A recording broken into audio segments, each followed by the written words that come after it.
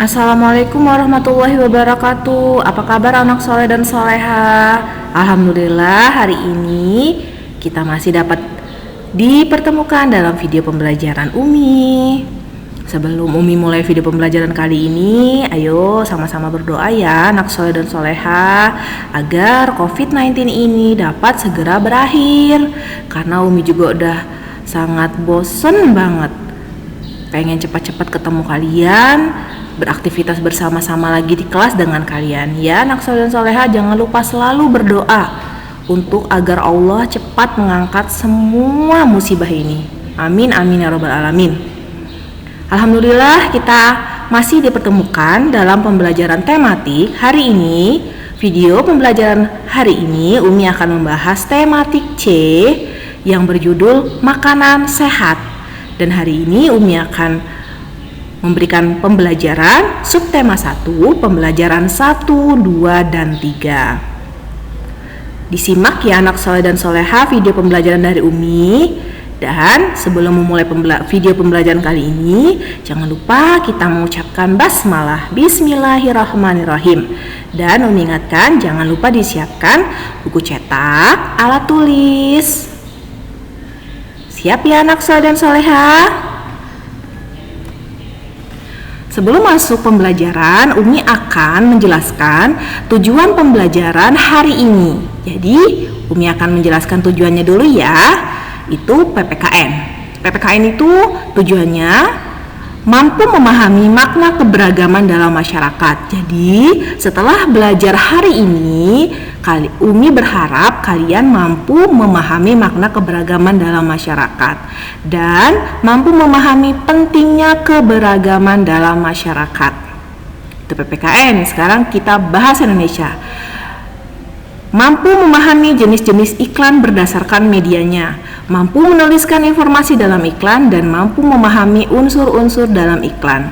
Jadi, Umi berharap setelah pembelajaran hari ini, anak soleh dan soleha dapat memahami jenis-jenis iklan, dan dapat menuliskan informasi dalam iklan, dan dapat memahami unsur-unsur dalam iklan. Lanjut ke IPA. Mampu memahami sistem pencernaan pada hewan pemamah biak. Anak soleh dan soleha diharapkan dapat memahami sistem pencernaan pada hewan pemamah biak dan dapat memahami sistem pencernaan pada manusia dalam pelajaran IPA. Dan dalam pelajaran IPS, Umi berharap anak soleh dan soleha dapat memahami interaksi sosial di lingkungan sekitar. Dan dalam pelajaran SBDP, Umi berharap anak soleh dan soleha mampu memahami tanda mayor dan tanda minor pada lagu.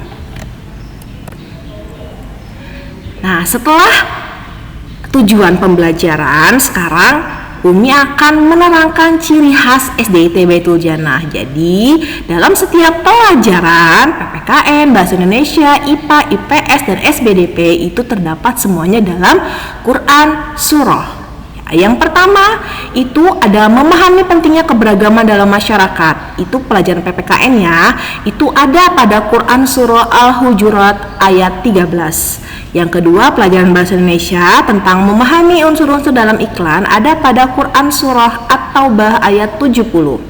IPA, memahami sistem pencernaan ada pada Quran Surah Mujadilah ayat 15.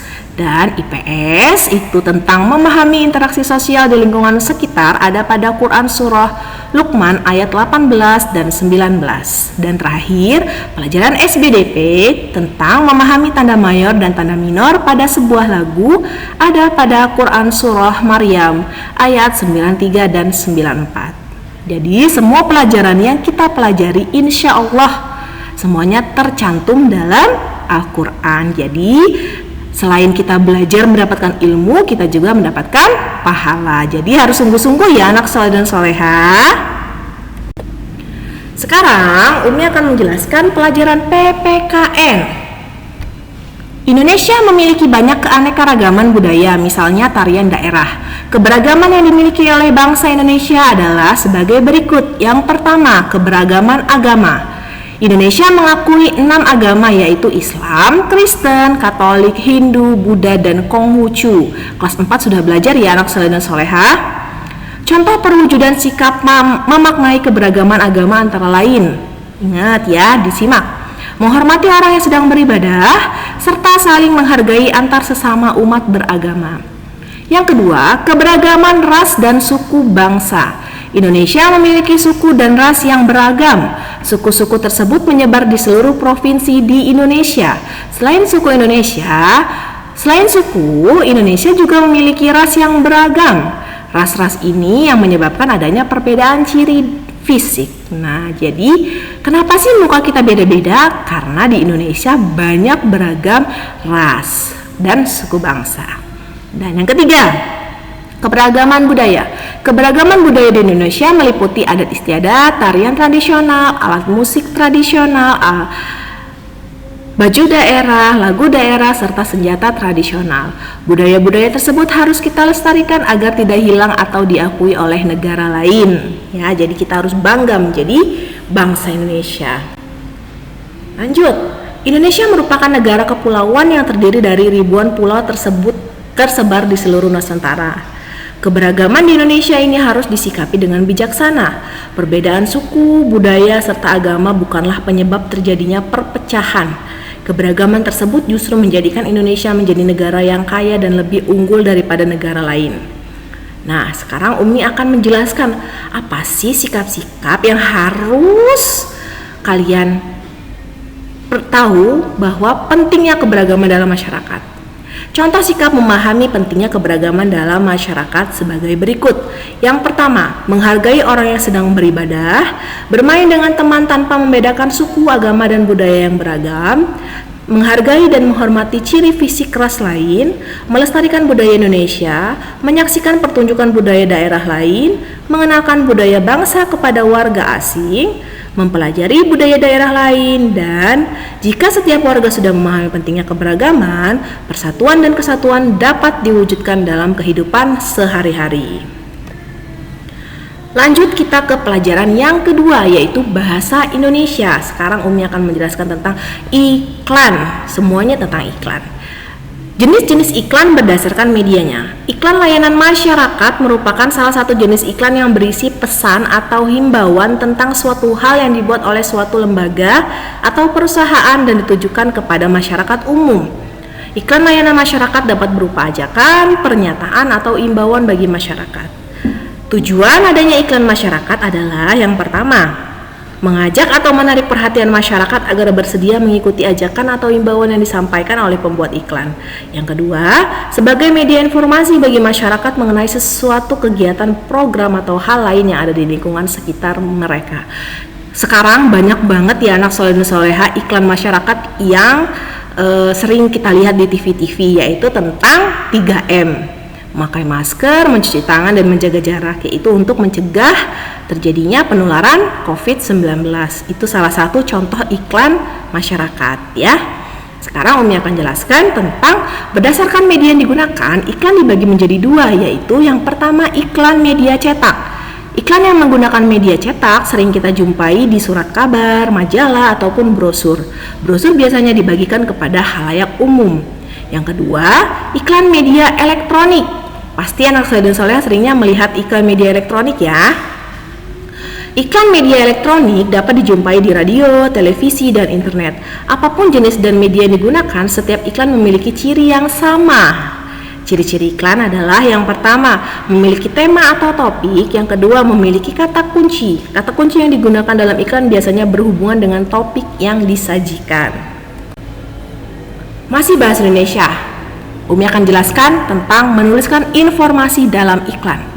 Kalimat yang digunakan dalam iklan sebaiknya menarik, mudah dipahami, bahkan mudah diingat. Untuk membuat iklan lebih menarik, dapat ditambahkan gambar yang mendukung isi iklan. Misalnya iklan yang berisi manfaat mengkonsumsi makanan sehat akan lebih baik jika disertai gambar contoh makanan sehat. Dari sekian banyak kriteria iklan, yang terpenting adalah tulisan dan gambar yang dipilih sudah mewakili informasi yang ingin disampaikan. Dari sekian banyak kriteria iklan, yang terpenting adalah tulisan dan gambar yang dipilih sudah mewakili informasi yang ingin disampaikan. Untuk lebih jelasnya, perhatikan contoh gambar iklan masyarakat yang ada di buku cetak ya, anak soleh dan soleha. Sekarang Umi akan jelaskan unsur-unsur yang ada di dalam iklan. Iklan pada umumnya memuat unsur-unsur sebagai berikut. Yang pertama, kalimat yang digunakan harus menarik dan jelas. Yang kedua, jenis tulisan harus mudah dibaca. Tulisannya besar-besar kalau bisa ya anak soleh dan soleha. Yang ketiga, pemilihan warna gambar dan tulisan sebaiknya kontras. Yang keempat, gambar yang dipilih mewakili atau sesuai dengan topik iklan.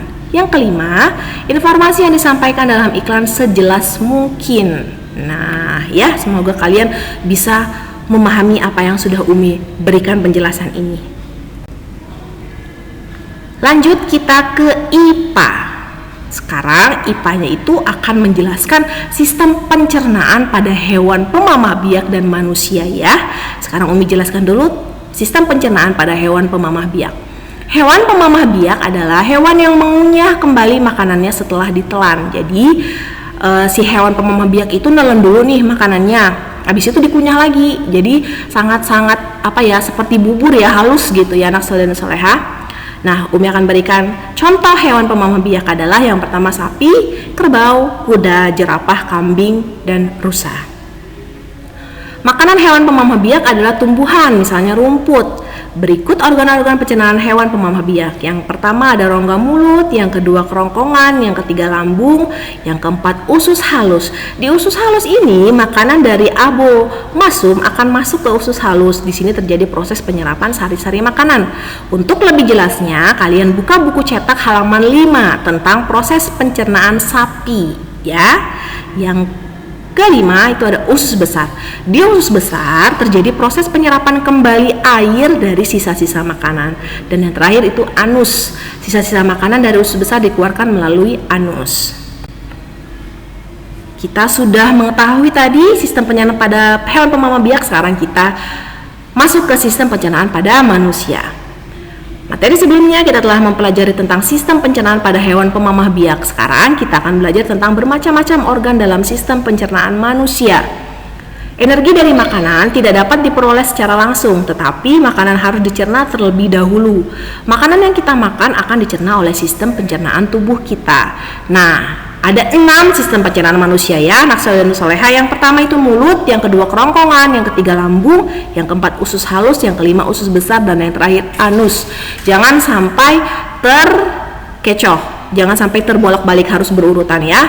Mulut, kerongkongan, lambung, usus halus, usus besar, dan anus yang terakhir.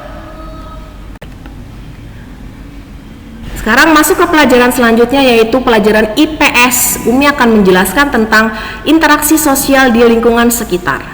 Sebelum memasuki materi tentang interaksi sosial di lingkungan sekitar, mari kita mengenal terlebih dahulu pengertian dari interaksi. Interaksi adalah hubungan timbal balik. Salah satu contoh profesi yang melakukan interaksi dengan lingkungan sekitar adalah nelayan. Tahu kan nelayan apa? Yaitu penangkap ikan di laut. Ya, betul sekali anak soleh dan soleha ya. Nelayan adalah orang yang bekerja menangkap ikan. Ikan merupakan salah satu jenis makanan yang kaya akan protein. Protein merupakan salah satu zat yang penting bagi tubuh. Pada saat bekerja, nelayan melakukan interaksi terhadap lingkungannya. Sekarang, mari kita mengenal apakah yang dimaksud interaksi sosial. Interaksi sosial adalah hubungan-hubungan sosial yang menyangkut antara individu, antar kelompok, atau antar individu dan kelompok untuk memenuhi kebutuhan hidupnya.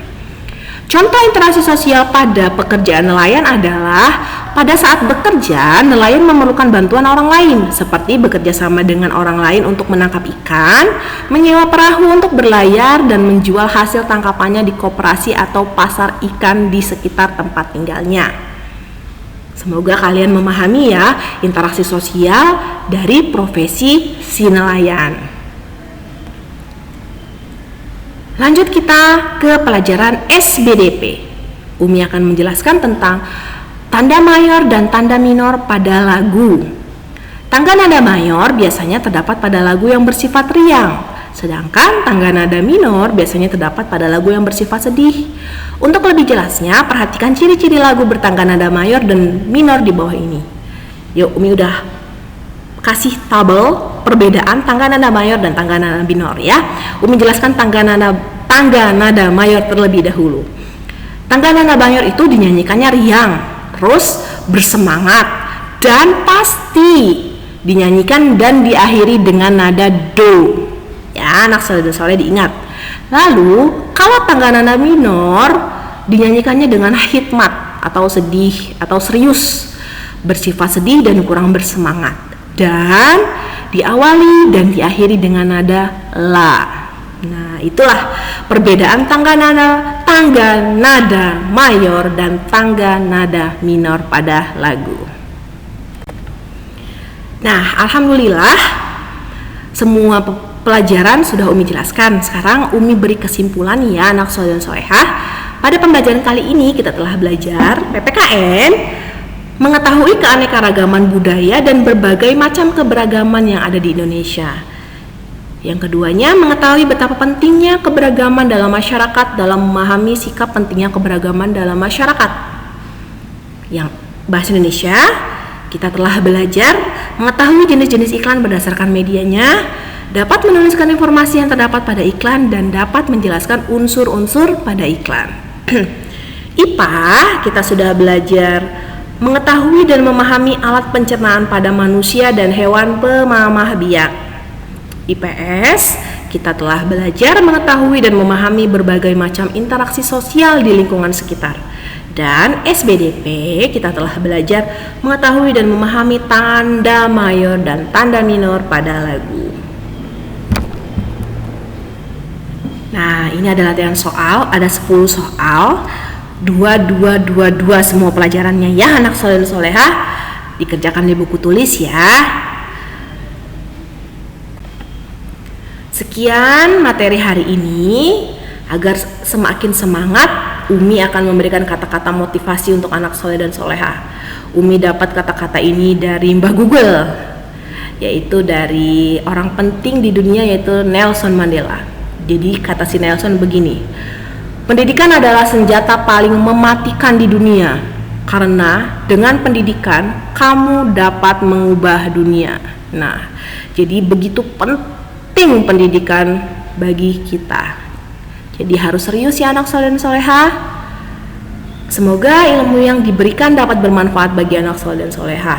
Selamat mengerjakan latihannya anak soleh dan solehah. Tetap semangat dalam menjalankan segala aktivitas hari ini, dan semoga kita semua selalu dalam lindungan Allah Subhanahu wa Ta'ala. Amin amin amin ya robbal alamin. Wassalamualaikum warahmatullahi wabarakatuh.